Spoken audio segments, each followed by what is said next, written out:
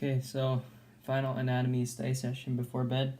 So I'm going to be running over some quiz questions now and how they were supposed to be answered. So one quiz question is about describing the difference between the blood supply to the submucosa and the supply to the lamina propria of the digestive tract. So the answer to that is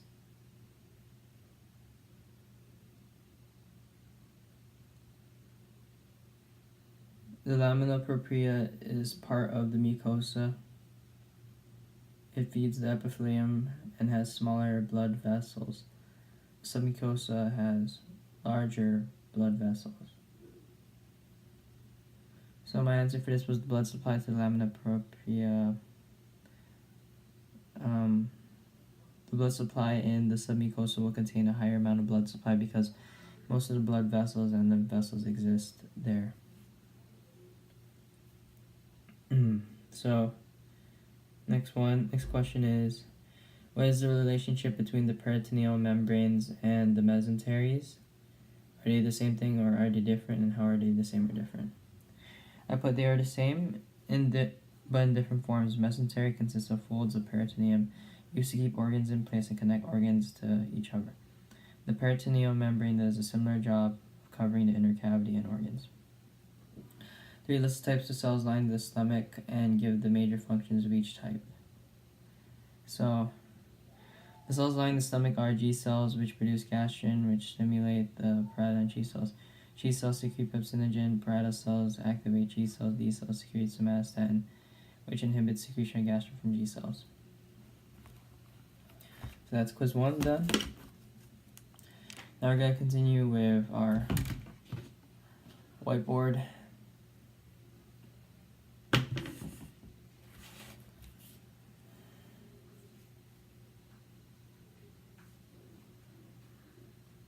So in summary of from the last video, so the stomach has different parts and regions.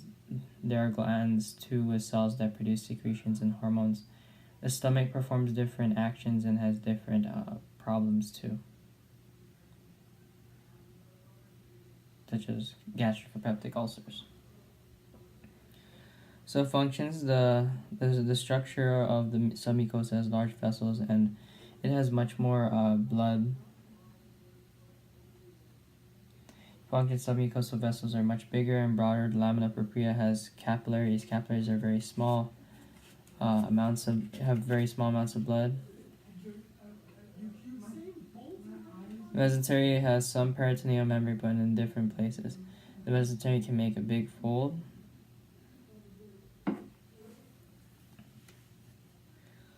Extensions of the same tissue to connect. They are all one tissue: visceral peritoneum, parietal peritoneum, and mesentery. Extensions of the same tissue arranged in flaps, folds, mucus. So there are 3 types of cells: mucus, G cells, parietal cells, G cells, looking for 3 or 4 different types. The principal functions: G cells, immune functions, secrete gastrin. What's being accomplished: activating G, parietal, mucus cells, the cause and effect, the ultimate effect. Examples include the major function of the pancreas, which is to secrete pancreatic juice. What does it do? Initial stimulus affecting negative feedback. Stratified squamous epithelium function is to regenerate the following on abrasion. Simple columnar epithelium is to secrete or absorb. Parietal cells secrete hydrogen and chloride ions to create HCl. G cells secrete pepsinogen, which breaks down proteins. And mucus cells secrete mucus for protection, because it's alkaline, protecting it from HCl, acidic stomach. Okay, next day we talking about regulation of stomach activity. So next figure, more on the cephalic. So the stages of stomach activity regulation: the cephalic phase, gastric phase, and intestinal phase. So the cephalic phase shows a picture of the stomach and more on the nervous system innervation. So the submucosal plexi help stimulate the mucus cells, G cells, parietal cells, and G cells to secrete what they do. More on parasympathetic division stimulation. Gastric phase is more on receptors, so stretch receptors, chemoreceptors, plexus, submucosal plexus still, All of these are stimulating the cells again, even partially digested food, secrete G cell secretions. Then on to the intestinal phase, which is activated when the fluid starts to enter the duodenum and becomes no longer a bolus but chyme. So the movement is called peristalsis.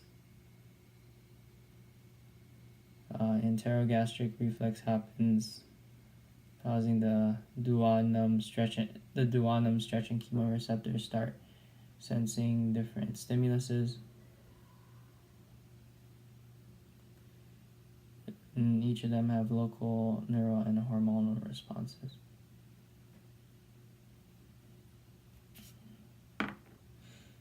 So regulation of stomach activity, so it's a mix of two parts, churning and mixing, slow movements of the food downward, peristalsis, story of moving ingested food down the tract. Secretions from cells, so mucus, acid, enzymes, and motility. What determines the scheduling of what to do and when, and who determines when these things happen. So the regulation story. So the cephalic phase first of gastric regulation, the story of starting, stopping, and responding to current situations. The head, or cephalic, first step of regulating stomach activity comes from your brain. Not the subconscious brain, but it is the conscious brain. Conscious brain, when you see, smell, taste, or think of food, it goes into the cerebral level, conscious level. Conscious stimuli of food in the central nervous system. The conscious part of the brain becomes the control center, so there's negative feedback that's happening here. So first, example would be the receptors, so baroreceptors, for pressure chemoreceptors. Stimulus is the sight, smell of food, and activates the control center, sends stimulus to the control center controller. An example of a control center here would be the pancreas. Example of blood levels varying in levels of glucose. The controller would be the cerebral part of the brain, which sends a response. The effector is the part of the body that will do something in response to a stimulus, carries out a response. The stomach has smooth muscle and glands. After the effector does its thing, then there's a change in conditions. So example continued, blood glucose levels will start to fall once it's sensed at a very high level. So the stomach phases, of course, cephalic, gastric, and intestinal phase.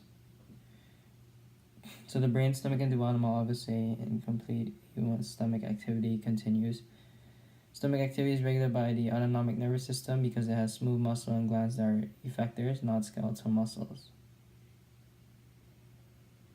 Autonomic, so it's automatic, affecting smooth muscles and glands that are the effectors for the stomach.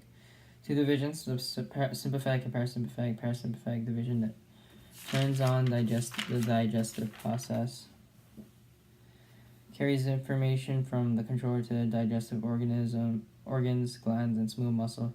We're not talking about blood vessels, so no sympathetic.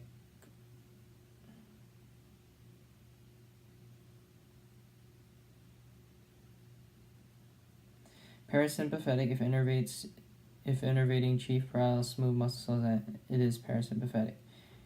Make sure your stomach churns move for peristalsis. The message is carrying parasympathetic stimuli, so it goes from the cerebral cortex to the medulla to vagus nerve number 10. That's the sympathetic nervous signal stimulation.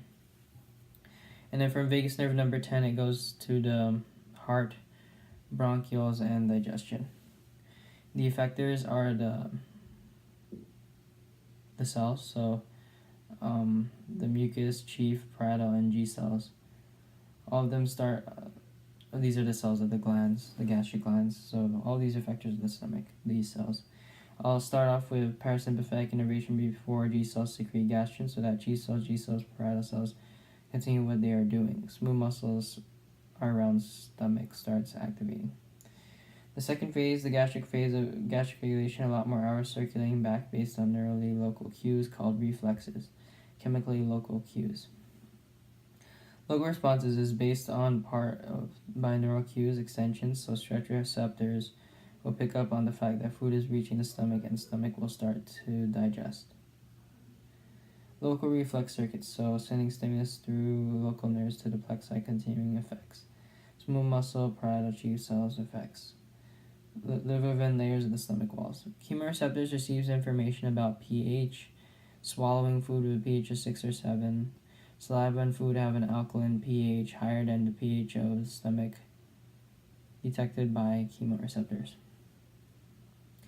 In a local neuroreflex, that information feeds back and causes the things to keep going. Gastrin is a hormone working not through the nervous system, but through the bloodstream because G cells are stimulated by partially digested peptides.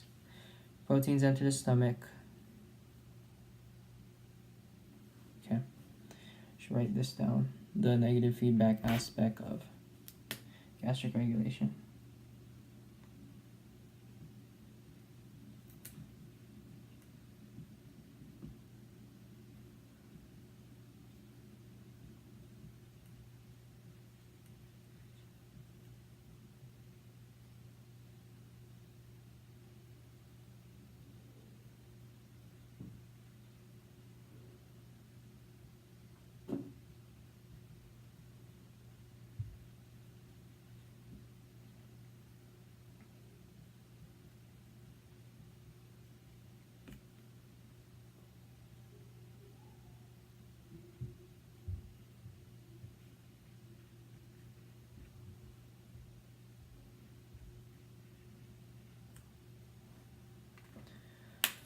Okay.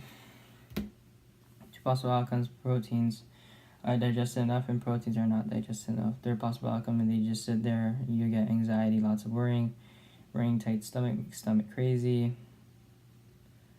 There's a combination of events. The cephalic phase from the cerebrum to hypothalamus to medulla. Parasympathetic activates stomach processes, memories, doing all digestive things. If there's any so stimulation for G cells, if there's any undigested proteins or peptides, G cells will continue secreting gastrin into this bloodstream.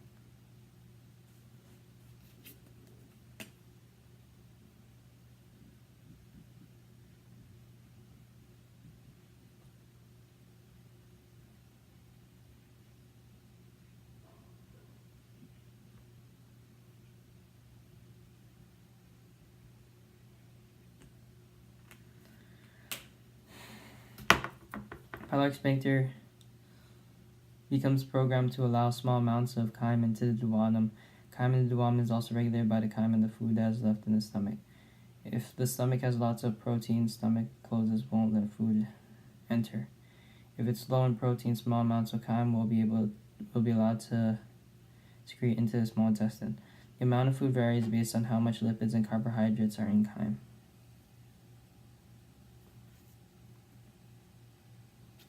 Little sampling bits of chyme are being sampled by G cells and parietal cells.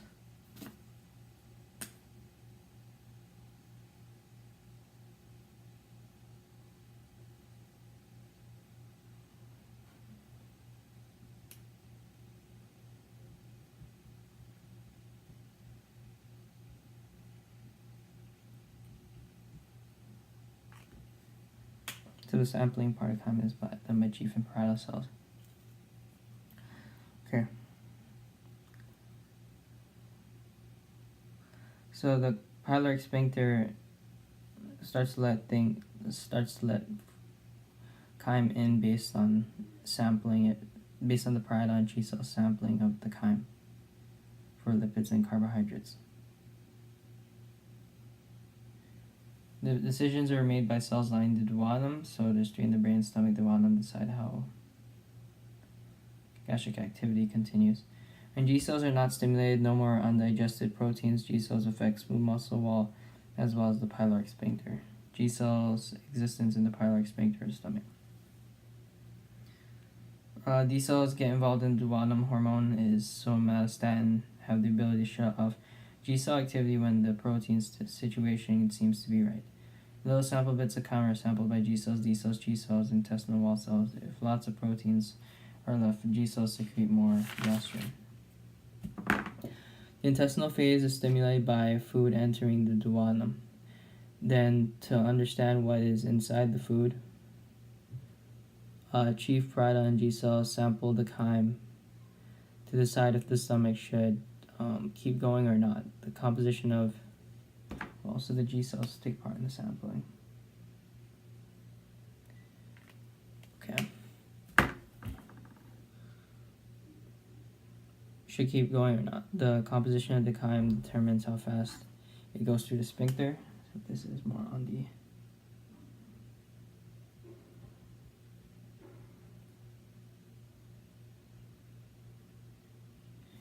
intestinal phase in terms of sampling the chyme. Once in the intestines, upper cells get involved. Intestinal cells have an alkaline mucus, pH of 9.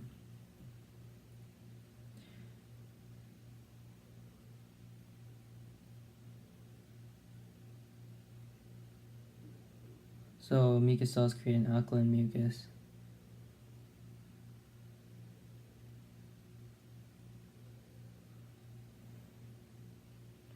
So the process in, like we said with the parietal cells, so H2O, water, and carbon dioxide combine to form carbonic acid. And in the parietal cell, the hydrogen and chloride ions leave the parietal cell and become HCl in the lumen of the stomach once they're secreted.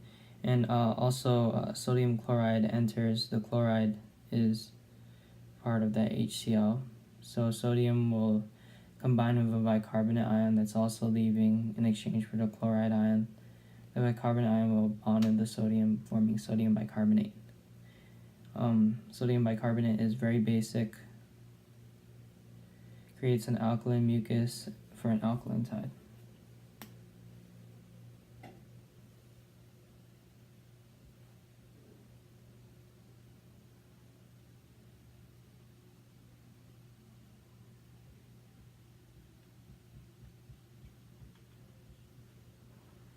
Okay.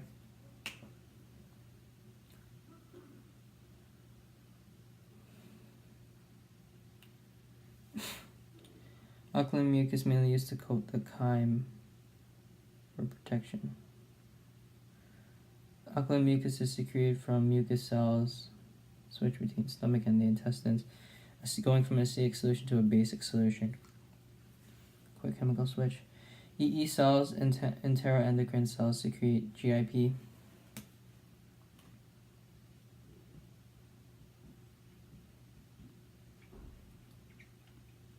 So EE cell secretions include GIP, gastric inhibitory peptide, inhibit G cell secretion of gastrin, slowing down stomach activity. Then there's CCK, cholecystokinin, secretin,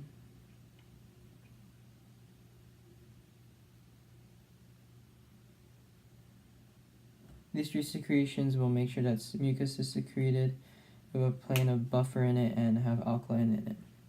The gallbladder has started to secrete bile.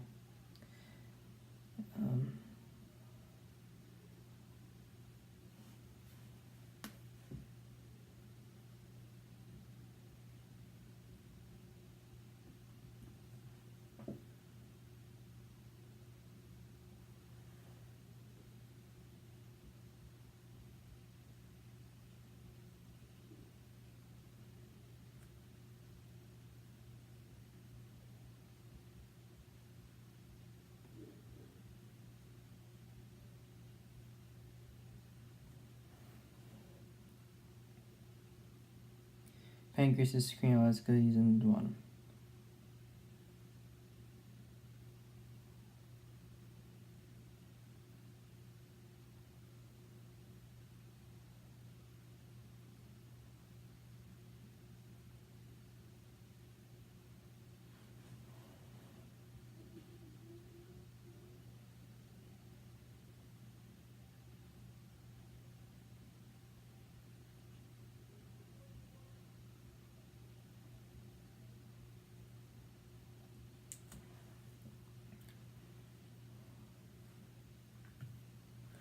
Response to intestinal tract. Intestinal phase of G cell and D cells determines if chyme is full of fat and proteins. High proteins causes the secretion of gastrin. The three phases tell the stomach what to do. Then the intestines responds. Constant negative feedback, local chemical signals. Read about the duodenum. Duodenum has secretions, is the secretion center of the digestive tract. High carbohydrates means you'll get the pancreatic duct going.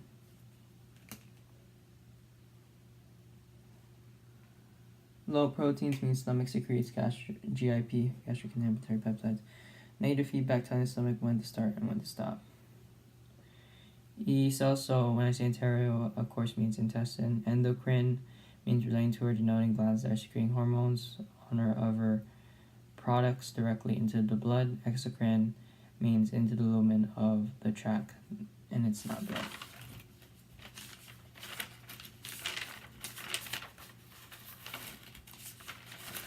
Okay.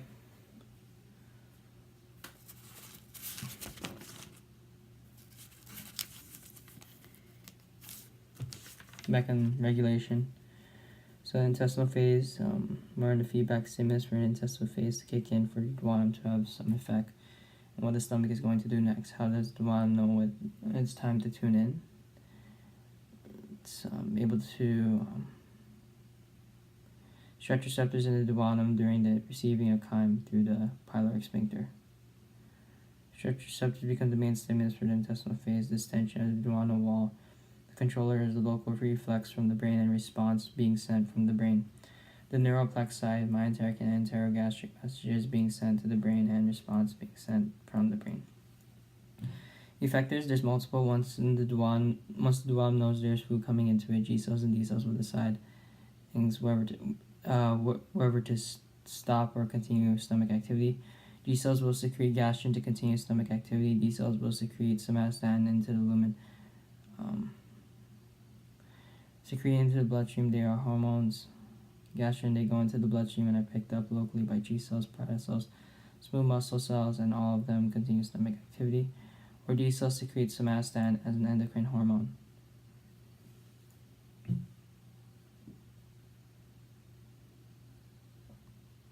Going into the bloodstream, picked up by the same cells of the stomach and inhibit stomach activity. Mucus cells are also act as effectors. E cells and enteroendocrine cells, all of these are stomach cell effectors, and all are receiving a signal from neural complex of food entering. So there is a situation of if this happens with the chyme, then this happens. Chyme. If chyme is full of polypeptide strands of amino acids strongly together, what's going to happen in chyme as little assembled polypeptides? Who is the effector and how it will respond? G cells will respond by producing more gastrin that will digest. If the chyme is not full of polypeptides but high in lipids and carbohydrates,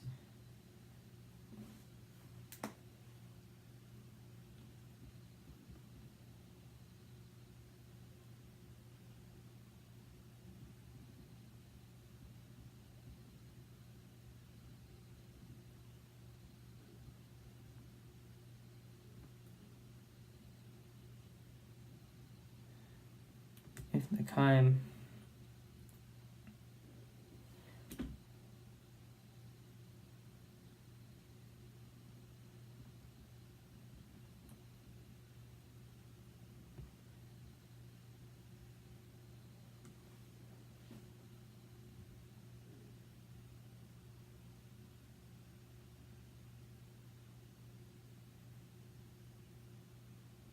who's going to respond be the effector if chyme is full of lipids and carbohydrates. E cells are going to start secreting GIP, CCK.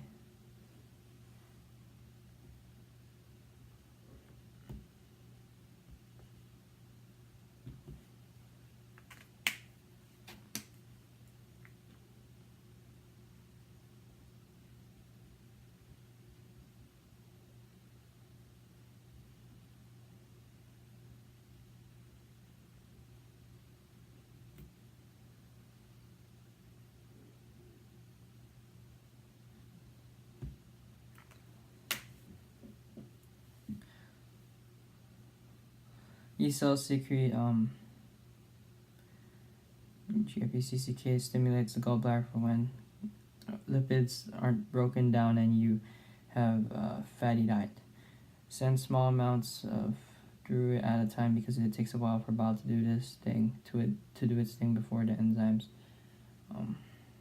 can get to them, slowing down the flow into the intestinal tract so that the gallbladder will have chyme. Having a low pH in the stomach, chyme indicates this means the stomach activity is finished.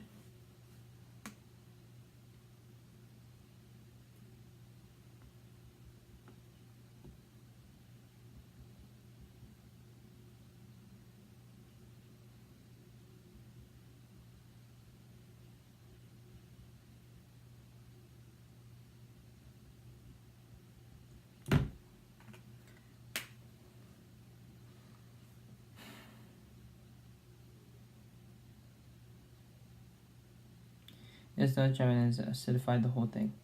Yeast cells secrete GIP, thus secrete secretin. Why secretin? In addition to slowing down the stomach activity, secretin will do what for Duono? Secretin stimulates the pancreas to secrete neutralizing alkaline or buffering pancreatic juices.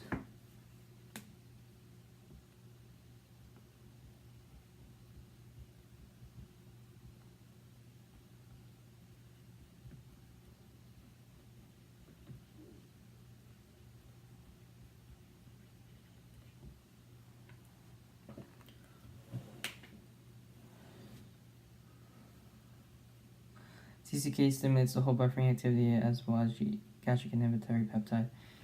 VIP, vasoactive intestinal peptides, activates blood vessels in the areas to dilate and get ready for absorption. Gastric regulation story control system nervous system is the initiator all the way to the brain of locally through the intestinal plexi. Responding to the nervous system signals, endocrine hormones secrete gastrids, somatostatin, CCK, etc. That stimulate exocrine intestinal secretions. Exocrine means it's excreting into the lumen or the opening of the tract. Examples include HCl, pepsinogen, mucus, alkaline, buffers. Paranervous system triggers the endocrine system. Exocrine system does not change.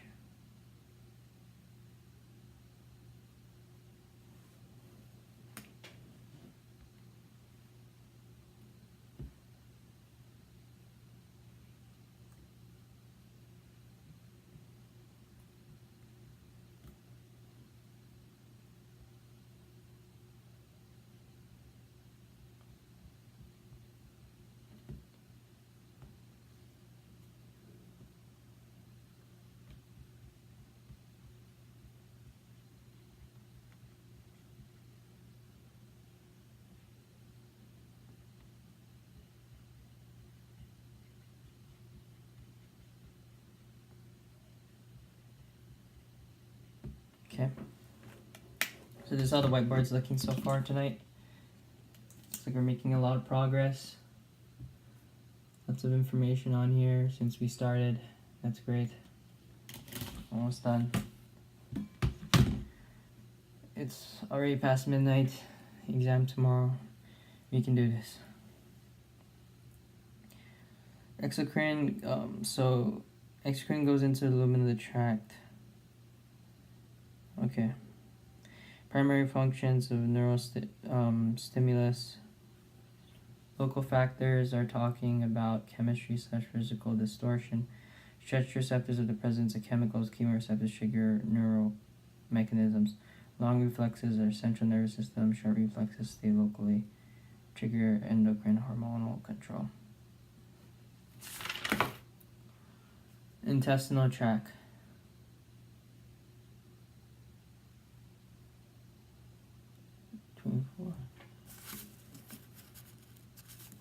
Okay, so the intestinal tract, and now I'm going to be using the back of this paper because my whiteboard is spelled out.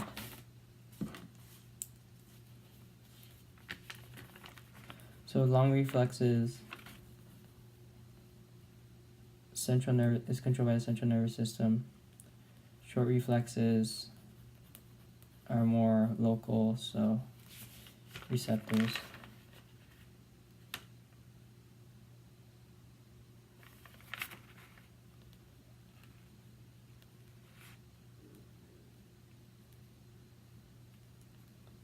Triggers endocrine hormones.